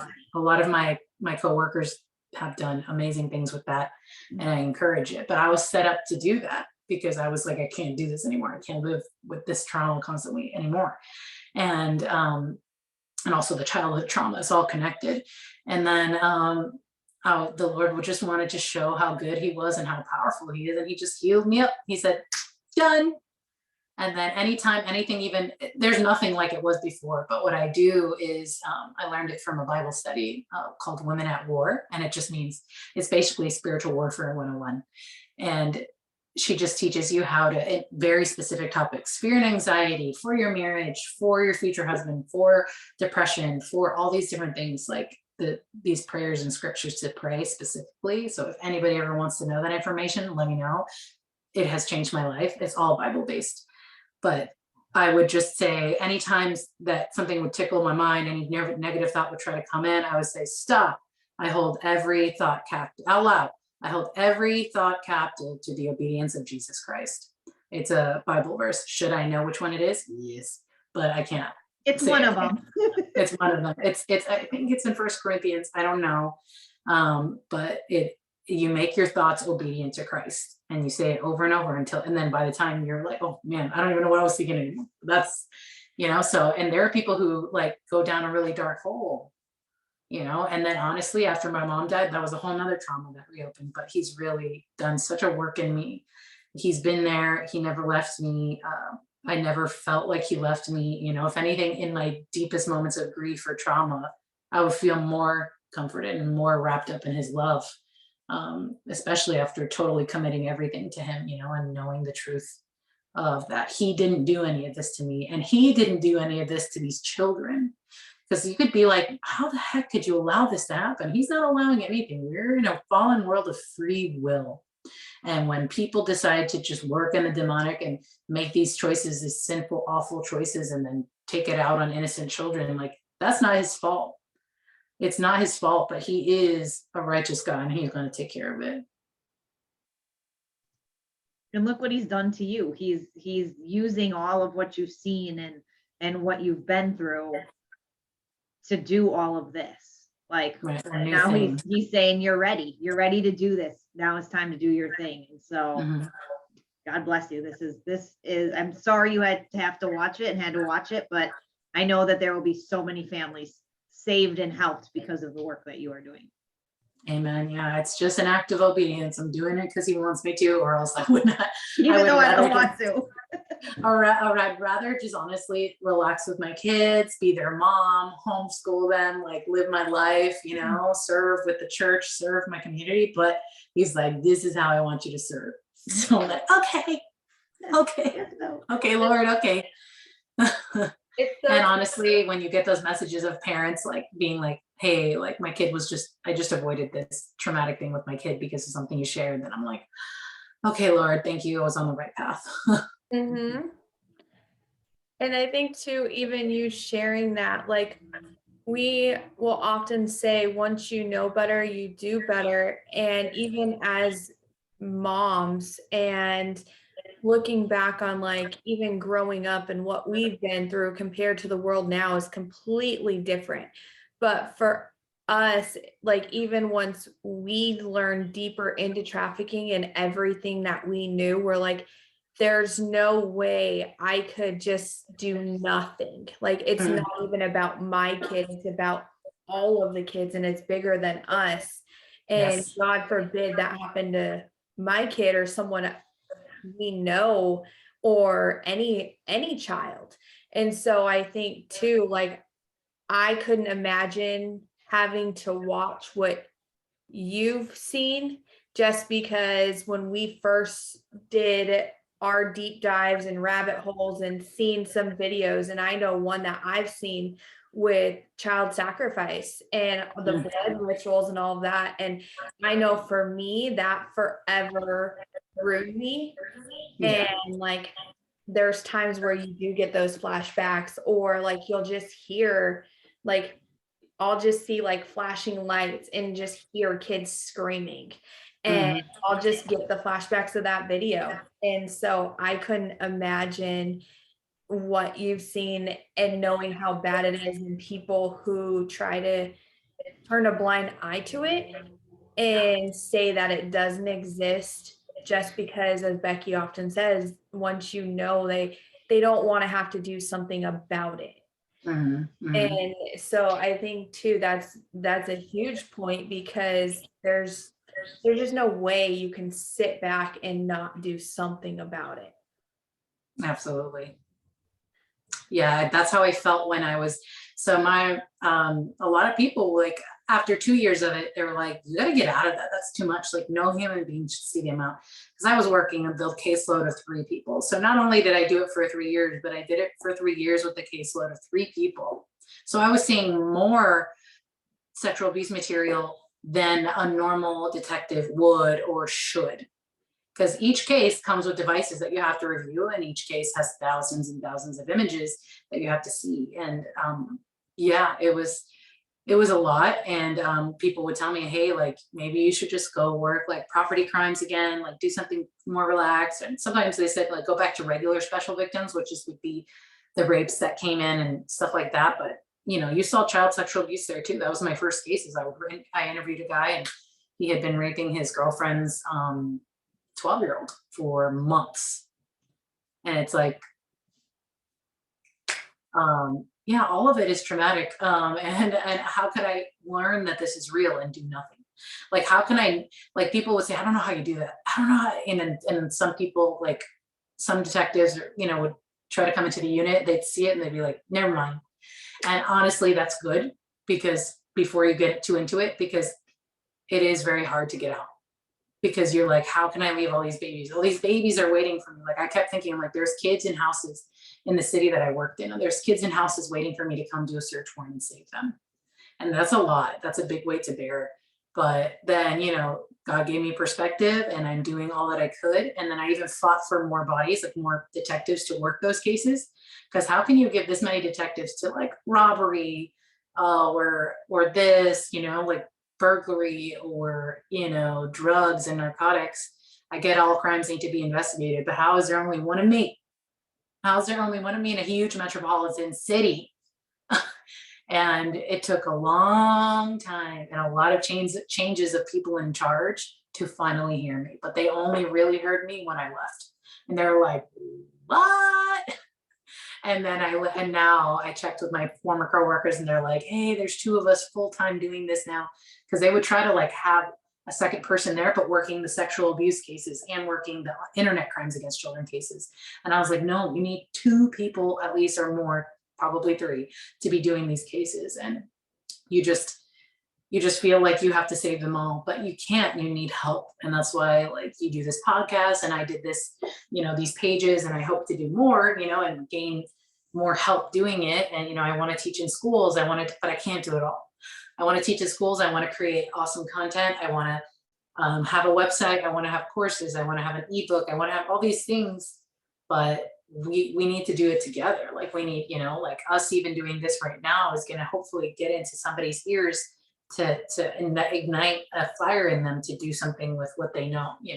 And a lot of times you'll see survivors of abuse come to these type of podcasts and type of pages like mine. Like, a lot of the moms that talk to me are moms who have experienced abuse, and they want to prevent it. It's hard for them to see the stuff that I post. It's hard for them to hear the stuff that I post, but they need it and want it, because their children are more important than the way it makes us feel uncomfortable, and the way it traumatizes us, like my job, or you doing the satanic ritual abuse episodes and seeing all those things and knowing that it exists. Like, it's not easy. It's a heavy burden, but if we don't take it on our shoulders and we realize we just give it to him, then it's not a heavy burden. But it's a choice every day to do that.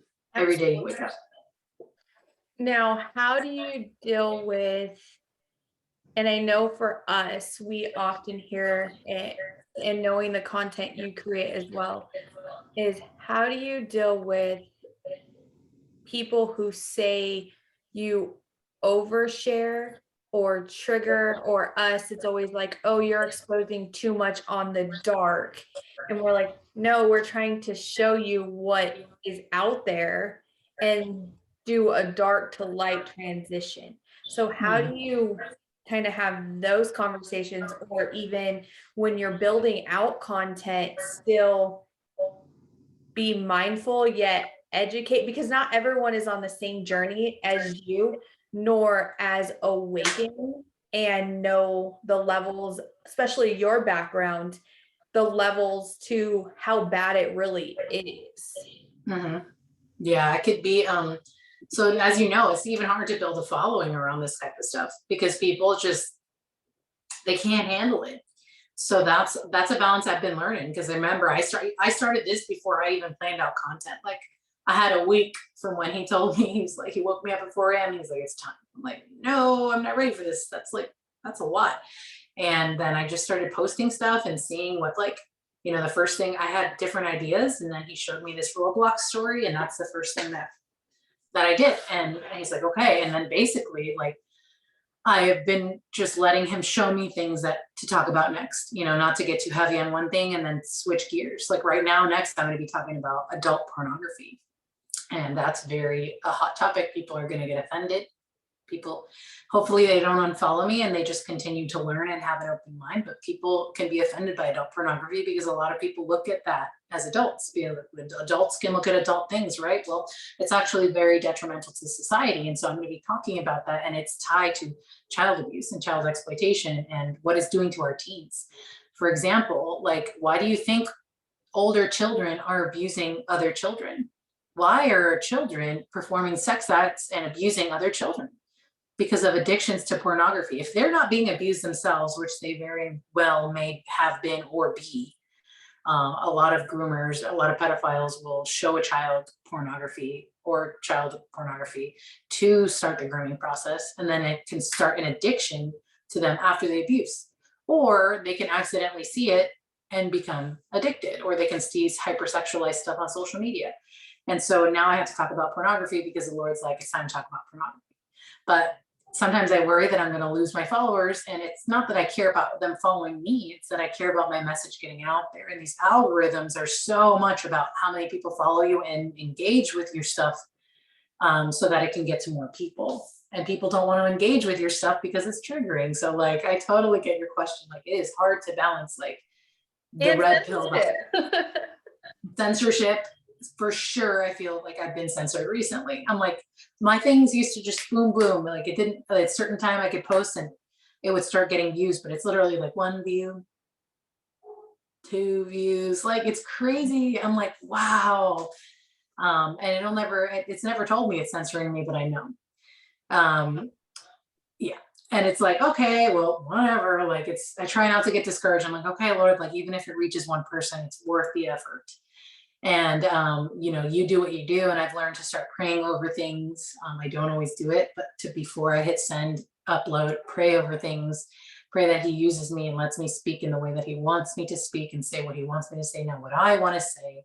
Let your will be done, Lord, not my will. Even if my will is in my head, seems like good intentions, like let it be your will. And those posts tend to do better.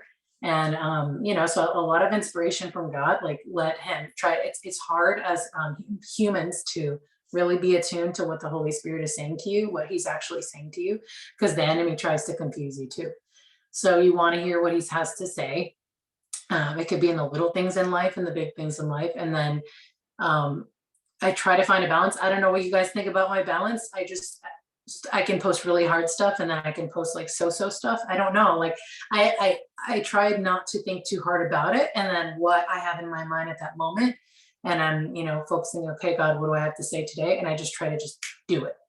And without thinking too much on it, because if I try to think, what if they don't like this? And, I can't be thinking about what their opinion is on it. I just have to share the important info. Bridget triggers lots of people lots of times, but we had a conversation about it, that it's actually really good. It's really good that people are triggered. And I don't mean it to be like, haha, you're triggered. I mean, like, I hope people start to ask questions or converse with you and be like, well, I don't think that porn is bad. It's helped my marriage or whatever. Okay. But statistically speaking, here is what we found. This is what happens. This is, if you start here, like Jaco Boyens, I don't know if you follow any of his stuff yet. He was at my church doing a conference, and he was talking about the train tracks and how we as humans are sexual creatures, but you insert a train stop of porn, then that's not going to be enough. And you're going to have to go to the next one. And then you're going to have to go to the next one. You have to go to the next one. And all of a sudden the videos you're watching become more violent. The videos you're watching, the girls become younger. All of a sudden it's not enough for you to do. So yes, at this juncture, porn may be helping your marriage. 5 years from now, it probably won't be, statistically speaking. And so I love triggering people in the sense that, like, I want you to come back at me and say, but what if? Okay, that's a great point. Here's where we're coming about. Bridget did one about rape culture. Now, rape culture doesn't exist. Rape culture may not exist statistically from the FBI because those people, it doesn't look like that statistically, but there are a whole bunch of people that are trafficked that never get to actually report anything. So we're talking about a trafficked girl who is, even if they're legal, trafficked woman who is prostituted out 10 times a day. That's 10 rapes that she just was part of, that she will never be able. So yeah, okay, on the front, rape culture, they want you to believe that's not a thing, so that when we talk about trafficking, oh, it's not a thing, except it is over here. And so for us, I get it, where you're like, is anyone actually reading what we post? Right. I don't know. But my thing always is, if I can reach one person and that person posts it and reach 2 people, and then those 2 people like, you will just spread, even though it looks like I only reached 1 person. Yeah. God works that way. And so that's where I think it is really, our humanity needs to be reminded that it's not just you. And like you were saying, that we really have to be humble in the fact that, all right, God, I will post it. I will do what you say. I will go out there. It may not be me that is the one who makes this big. It may be someone who got it from me. Right. Exactly. And then every now and then you'll get a message, of like, hey, like right when you're like, man, I just want to throw in the towel. Somebody tell you, hey, something you said or posted like really helped in this situation. And you're like, oh, okay, Yeah, I'll do it one more day. Yeah, one more day, Lord. Well, honestly, I take it one day at a time. And some days I just don't have it in me to post. Like the last couple of days, like I had a really good day the other day, and then I just, life gets in the way, and you're just like, I can't prioritize that more right now. And then you don't. And then it's okay. Like you get into these like people on Instagram that tell you have to post multiple times a day, and you're like, ooh, oh no. Like, I have a life and I have children. Sorry. Yeah. So it's like, but then you're like, if I don't do that, then I'm never going to get to a point where I have 10,000 followers, And then it's like, that's just not true. Like, you just have to trust, and you have to know that you're doing things at a certain time. And, like today I got frustrated that I never had the chance to post all the content that I posted or that I previously created about pornography. And I'm like, I feel really strongly that I need to post that, because at Protect Young Eyes, Chris McKenna, I don't know if you follow him. He actually was on our podcast. He's fantastic. Oh, I love him. I literally, like, when I found him, I'm like, that's exactly, like, this is exactly why, like, his whole business and ministry and everything he does is like exactly what I hope to do, but with my Yami spin on it. And it's like, wow, like, I didn't even know this existed before doing my own journey on this. Like, as a cop, I wish I had known about this so that I could have shared it. But I mean, and he has a pretty good following, and he's very successful, but like, still a detective believer, had no idea that existed. So it's like, even someone with that much reach, still, if you're not in the child safety or abuse education prevention community, you may not know about him. You know what I mean? And I was someone who was very proactive and active about all that stuff as a mom and as a cop, and I still didn't know. And I'm like, wow, like, that just puts a lot in perspective. And you kind of just go every day, you just wake up, say, okay, Lord, whatever you want me to do, I'll do. And you just be willing, the hands and feet of Jesus, and you just do it. You just do it, what he tells you to do.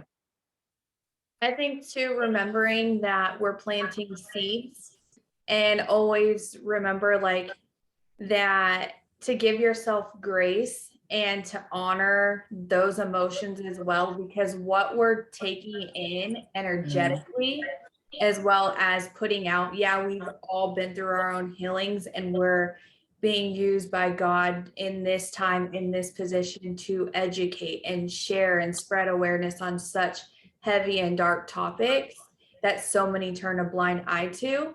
But energetically, we have to take those timeouts and honor that, especially when it comes to pornography and those heavier topics, because people don't realize energetically how much it takes out of you, on top of you are a mom, you have your own life. And the other thing is, you're doing it for free because it's heavy on your heart. And this is volunteer work in something that you're doing for free. It doesn't come easy. And not only building the following, but building a business and an LLC and the content, and it all takes time, money, and energy. So that's why, like, even us working together, and why, like, for our podcasting, and how you said we can't do it all and you want to do all these things, but it's like it's going to take all of us to do our part and to come together. So like when I found your page from one of our survivors in the community, I was so excited because I'm like, we wanted to start building all this content and we have plans for it, but we just haven't had the time because there's always another story here, something going on with life and our own kids and everything. Life happens, and that's okay. So for us working together and like just even sharing your content, I love it, because it's like we often talk about that on our podcast, but some people might not watch the clips of the podcast, or we might be getting censored in how we say certain things. So if we use a reel that you posted, why recreate it and why create something new when we can just go to you and use that content and give the credit where it's due, build your platform as well, and work together. The other thing is, you have a background in it. You are coming from that background. So if we can lean on one another to educate everyone and work together, it's only going to help that many more people. So even remembering, like, know that your posts, like, for me, I'm always like, those are my sorry, not sorry triggers. And I will always say that. I'm like, sorry, not sorry, because like for me, it's like, if that was too hard for you to see, unfollow me. I can't control like that you haven't done your healing or you aren't ready to see this yet, but this is what God's putting on our hearts at this time. And that message is gonna, when a survivor sees it, know somebody believes them, and knowing a child is getting raped at this moment, as we're multiple children are getting raped at this moment as we're having these conversations. So that stuff is always the things, little things we remember when we're posting out content, because most people just want to throw daggers or be like, oh, you're just doing too much. And it's like, no, we're not. Not enough. Not enough. Yeah. I agree. If you had the world's attention for 30 seconds, what would you say? Oh my gosh, that's a hard question. So many things. And I'm so like, I'm very talkative. I could talk all day. Yeah, let it free flow. Whatever God puts on your heart with that question, go for it. I would say that God knows what you went through. God knows every portion of your life. He knew who you were going to be before you were born, when you were in your mother's womb. He has plans for you, and the bad things that happen to you are not his fault. He can heal you, and he can use your story to heal other people and save other people. And he loves you. And there's so much more for you if you let him work in your life. That's what I would say. And that children are the apple of God's eye. Their innocence and their compassion for others and their willingness to love. And don't forget that child that you were, even if you were abused as a child. Don't forget that child that you were, that you can, there's still innocence in the world. There's still ways to love. You can heal if you let him heal you. That could be complete healing. A lot of people think that they have to wait to go to heaven until they can be fully and completely healed, but he has the power to do it right now, right now. And we just have to be fully committed and submitted to his will and his love and his will for our life. I love that. Amen. And if you can, list where our followers and listeners can find you on social media. I am on TikTok, Stay Safe with Yami, Yami, and I am Yami Pence, Yamipence, on Instagram, and my website, which is still, you can go on it, it'll just lead you to my social media. It's staysafewithyami.com. And I am soon going to be having some just free PDFs and links for parents to just like download and have, so they can see things in one space and, refer to them later. And hopefully in the future, I'll declare it now, I'll have some kind of resource that people can use, whether it's an ebook or a course or anything, maybe even a podcast someday, if that's where the Lord leads, but we'll see. Well, do know too, for design, that was Becky's career and what she does. So if you need help building stuff out. What? That's awesome. Yeah. Okay. I build out trading material for a living, so. Nice. Good to know. Yep, you have a resource. There it is. And if you need help building a podcast, we'll help you because we didn't know what you were doing. And well, that's a big blessing. Yeah. And as far as like even connections, like Chris McKenna, he was on our podcast. He's a wonderful guy. Anyone on our podcast, whether it be survivors, if we can even do offline calls and what you know from your background and from a survivor's perspective and figure out how to, even us advocating, how to align them all together to build content. Yeah. Don't mind. We pay for the Zoom memberships. We pay for everything that we do. So if we can help with resources or connections, know that we're always willing to share those resources and grow the community and get more people involved and help. So do know if you need any of that, we're here. Anything that you need on your journey as well. Thank you. I honestly, mother to mother, like, I love your content and I know that I will honestly continue to push it and it saves me from building new content. So I love it. Awesome. Thank you. Thank you for the encouragement and the support. I need it.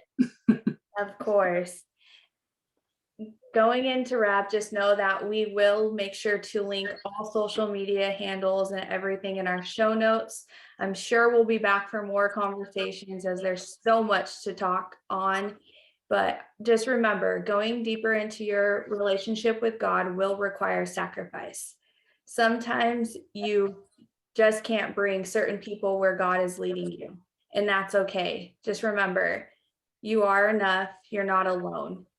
Change begins with awareness. When does it stop? When each and every single one of us have the courage to stop looking away and turning a blind eye to it. You don't get a look away on this issue. Human trafficking is a $150 billion industry. We have no future if we don't protect our children. We have a duty to protect the innocence of the children. If we don't, that blood is on our hands. Everyone has a story. Together, we must rise for the children. It starts with one person. It starts with you. We all have a story. You're not alone. Be bold, be you, be your own kind of beautiful. Stand tall, speak your truth, and the world will adjust. They can't take your voice. It's never too late to do what's right. Survivors, you are not alone. We hear you, we see you, we stand by you. Sending you love, light, and blessings. God bless. Save Our Children podcast.